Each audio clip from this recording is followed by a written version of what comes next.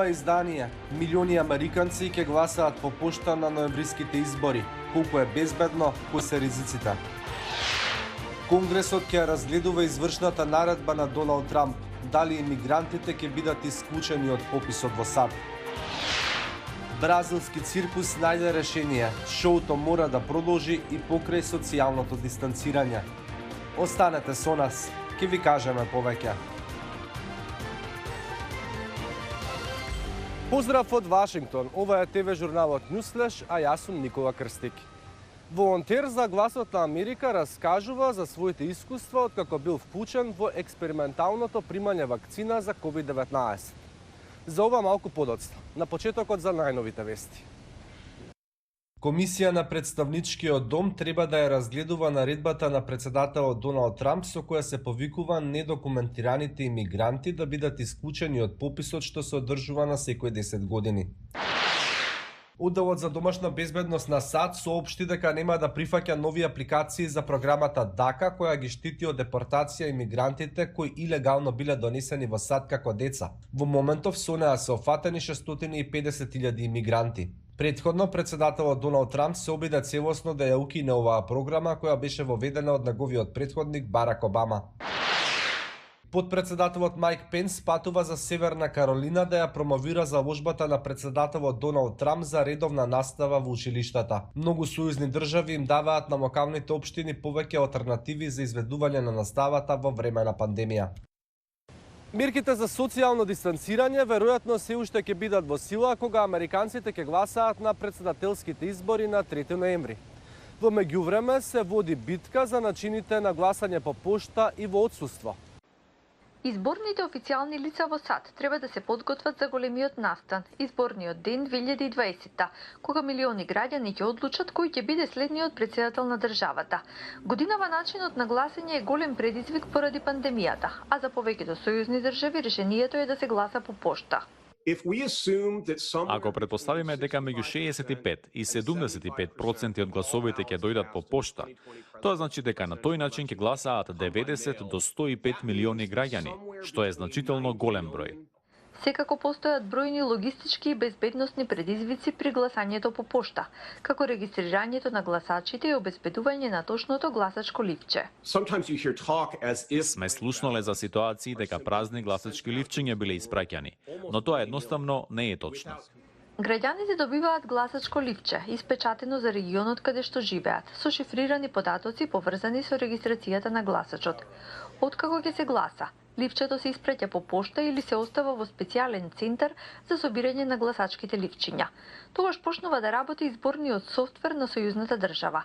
Се прават дигитални фотографии од надворешниот дел на гласачкото ливче, со цел да се види дали подписот на лицето се совпаѓа со подписот кој постои во системот. Потоа се скенираат гласачките ливчиња и почнува броењето. Какви било грешки, например, ако не достига подпис или ако тој е погрешен, се испраќаат на разгледување кај специјален тим за таа намена. Гласачите можат да го следат патот на ливчето, исто како што ги следат пакетите кои ги испраќаат по пошта или преку порака или преку апликација за изборите. Процесот е анонимен. Пликот е одвоен од гласачкото ливче кога се брои. Личните податоци на гласачите се одвоени, што е клучен чекор во заштитата на приватноста на граѓаните при гласање. Но гласањето по пошта не е решение, бидејќи не секогаш им се брои гласот на сите што гласаат. Или гласачките ливчиња ќе стигнат предоцна, или уште поважно, гласачот нема да го потпише пликот, а понекогаш и самите подписи се разликуваат. Сепак оваа година, сојузните држави го продолжија рокот за гласање по пошта. Окрузите мора да ги контактираат гласачите, со цел да го проверат нивниот подпис доколку се појави проблем. Во трка со времето, лицата кои работат на изборите сега ја проверуваат регистрацијата на гласачите и испраќаат информации како да се гласа по пошта, предупредувајќи дека крајните изборни резултати може нема да се знаат со недели потоа. Истражувачите од Универзитетот Оксфорд соопштија дека првичните резултати од раните испитувања за вакцина за COVID-19 се ветувачки. Вакцината не предизвикала несакани ефекти, а поттикнала имунолошки одговор. Гласот на Америка разговараше со еден од волонтерите кој беше вклучен во испитувањето. Целиот свет е посветен на пронаоѓање ефикасна вакцина која треба да помогне во борбата со пандемијата на COVID-19. Во моментов се работи на речиси 150 вакцини кои се во различни фази од развој. Но само 10 се во понапредна фаза во која се прават испитувања врз луѓе. Една од нив е на Универзитетот Оксфорд. Бранко Ритман волонтираше да биде дел од овие испитувања. Не можев да придонесам на друг значаен начин зашто не сум здравствен професионалец, не работам во болница, не сум медицински техничар. Мислам дека вакцината е единствениот пат по кој можеме да се вратиме во нормала и да живееме со вирусот на начин кој нема да иштети на економијата, кој нема да ги разделува луѓето. Волонтерите пред 6 недели примија вакцина пошто започна следење на нивната состојба. Направив лабораториски тест после 1 месец. Следниот ќе биде по 3 месеци, па по 6, а потоа по 1 година. Проверуваат дали имам антитела во крвта, освен тоа и самиот се тестирам со обичниот PCR тест секоја недела. Еден од интересните елементи во испитувањето во кое е вклучен Ритман е тоа што дел од волонтерите всушност не примија вакцина, туку плацебо. Плацебо вакцината што ја добија 50% од луѓето всушност е вакцина за менингитис која вообичаено ја добиваме како деца. Јас не знам дали доби вакцина за менингитис, но во секој случај доби вакцина. Не знам дали ја добив таа против ковид, но тие ми рекоа дека се однесувам нормално, исто како да не сум примил вакцина. Ритман вели дека досега не имал несакани последици и оти е горд што е дел од овие испитувања. 6 месеци ги немам видено моите родители. Многу луѓе ги немаат видено постарите членови на нивните семејства. Затоа мислам дека е должност на секој да направи се за да се забрза решението.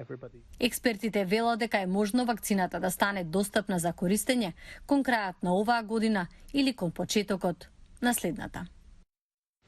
Старата и позната поговорка вели дека шоуто мора да продолжи. Но таа очигледно не важи во време на пандемија. Најголем дел од изведувачите се надвор од салите и од театрите. Сепак, еден циркус во Бразил пронајде начин како да продолжи со работа и покрај мерките за социјално дистанцирање. Коронавирусот ги погоди уметниците од Есторил циркусот во Рио де Жанеиро, кога упатствата за социјално дистанцирање ги извлекоа изведувачите од сцената, а публиката од седиштата во театрите. За нас тоа беше како да сме загубиле некој драг. Го изгубивме циркусот 4 месеци без надеж дека ќе се врати додека не се најде вакцина. Андерсон де Суза Силва работи како клоун. Тој е еден од 35 изведувачи во циркус со вкупно 78 пред епидемијата. Се уште има работа благодарение на промената кај љубителите на циркусот за следење на представа. Но благодарам на Бога што има модел за представа што може да се гледа од автомобил. Многу сум среќен што сум дел од новиот проект. Со тоа што публиката останува во нивните автомобили, администраторот Нивалдо Джуниор вели дека ова е одлично при социјално дистанцирање. Се сеќаваме на времето кога имаше вакви кина. Цело време додека бевме без работа размислувавме за начини да го намалиме стресот што ни го донесе пандемијата. Така дојде идејата за ова. Членот на градскиот совет Вилијам Цезар вели дека шоуто го одржува духот на неговото семејство во ерата на ковид. Да се биде во контакт со културата е убаво. Ќерка ми е среќна. Многу пати таа притиска на свирката на автомобилот. Ако аплаудираме, тие нема да слушнат, затоа свириме. За вработените во циркусот ова е шанса за работа со внесување радост во тешки времења. Го правиме тоа како во некогашните кина. Целото семејство доаѓа и ужива додека минуваме заедно низ ова тешко време на карантин. Есторил циркусот започнал во Португалија во 1898, а во Бразил е последните 30 години. Ова е прв пат автомобили да кружат на бината наместо луѓе. Тоа е се за ова издание на Newsflash. Поздрав од Вашингтон. Чувајте се и бидете добро.